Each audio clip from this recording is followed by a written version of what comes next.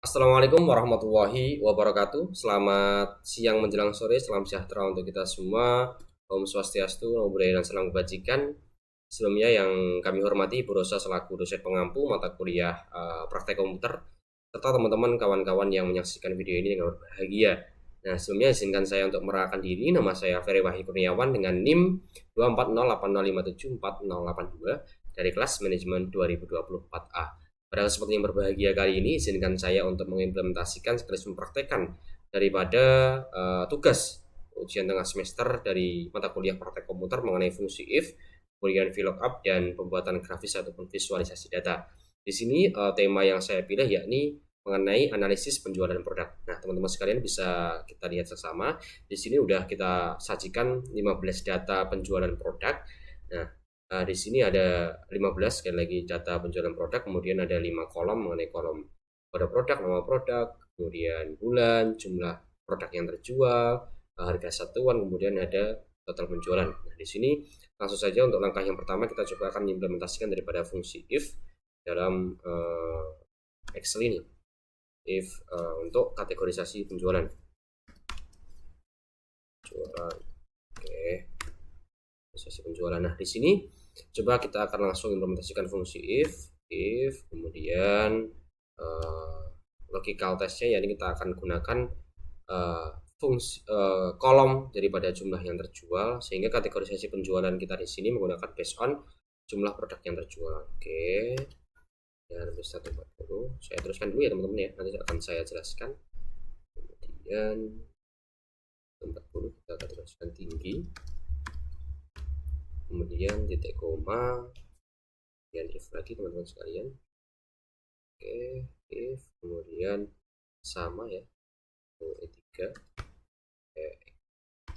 yang terjual, kemudian 100, titik koma, kemudian kita bilang sedang ya, titik koma lagi, kemudian petik ya, mohon maaf tadi maksudnya petik, kemudian titik koma, kemudian if buka kurung mengenai E3 lagi, kemudian lebih dari sama dengan 0, kemudian titik koma, petik rendah, petik lagi, kita tutup dengan 3 titik kurung. Nah, oke, kita enter. Nah, namun saya jelaskan terlebih dahulu teman-teman sekalian. Nah, di sini fungsi if ya ini untuk mengkategorisasikan penjualan, namun based on daripada jumlah produk yang terjual teman-teman sekalian. Jadi di sini akan ada 3 kategorisasi. Ketika jumlah yang terjual itu lebih daripada 140, itu kita kategorisasikan tinggi. Lebih daripada 100 hingga 139 itu kita kategorisasikan sedang. Kemudian lebih daripada 0 sampai 99 kita kategoriskan rendah. Oke ya teman-teman sekali ya, coba kita akan tarik ke bawah apakah itu benar ketika jumlah produk yang terjual sebagaimana rumus tadi. Oke, kita tarik ke bawah. Nah, benar ya teman-teman sekalian ya, untuk kategorisasi penjualan sebagaimana berikut. Nah, kemudian di sini langkah yang kedua akan kita implementasikan yakni menggunakan fungsi VLOOKUP. Nah, kemudian kita teruskan ID kode dulu ataupun mengenai kode produk. Kita coba untuk ngambil sampel 5 ya teman-teman sekalian ya, biar cepat. Oke, ini coba kita akan ambil sampel secara random ya, sejumlah 5. Oke, kurang satu ya teman-teman sekalian ya. Oke. Nah, di sini udah ada ID kode ataupun kode produknya sejumlah 5 ya, sebagai sampel yang akan kita gunakan untuk mengimplementasikan fungsi VLOOKUP, yakni yang mana hal tersebut fungsi untuk menampilkan nama produk berdasarkan kode. Nah, coba ya kita akan implementasikan nama produk dulu, kita tuliskan teman-teman sekalian produk. Nah, ini akan coba kita implementasikan fungsi VLOOKUP. VLOOKUP. Oke, VLOOKUP ya teman-teman sekalian. Nah, di sini langsung kita gunakan untuk lookup value-nya pakai ID kode yang pertama, kemudian titik koma, kemudian untuk table underscore array-nya itu pakai kolom, semua kolom dari kolom kode produk hingga total penjualan dari baris ke 1 hingga baris ke 5. Oke, kemudian titik koma, namun agar tidak bergeser, mohon maaf teman-teman. Namun biar tidak bergeser untuk yang kolom B2-nya ini kita akan kunci dulu. Nah, oke ya teman-teman ya. Kemudian kolom index number-nya kita lihat dari kolom nama produk. Kolom nama produk terdiri di kolom keberapa? Kolom kedua. Oke. Lalu kita tutup kurung teman-teman sekalian. Enter. Nah, benar nggak teman-teman sekalian? Untuk kode produk P003 ya, kode P003 yakni tote bag, benar nggak? Nah, benar ya. Kemudian kita tarik ke bawah. Set.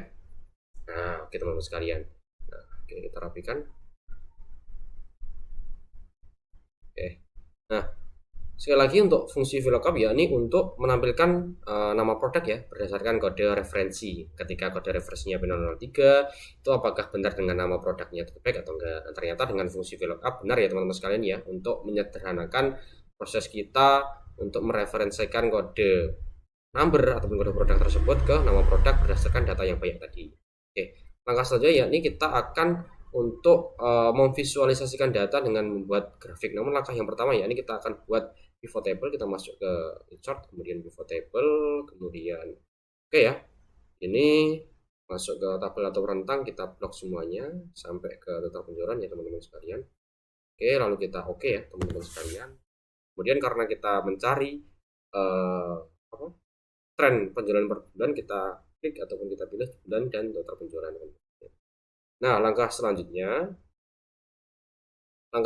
ketika kita sudah mendapatkan daripada tabel pivot table tadi, kita langsung konversikan ataupun kita blok, kemudian kita masuk ke sisipkan ataupun insert, masuk ke ini, klik, kemudian kita tinggal pilih diagramnya mana yang akan kita pilih. Nah, langsung jadi kan. Oke, langsung kita taruh ke sini, boleh. Oke, kita zoom sebentar, kita edit ya teman-teman sekalian untuk title-nya, yakni tren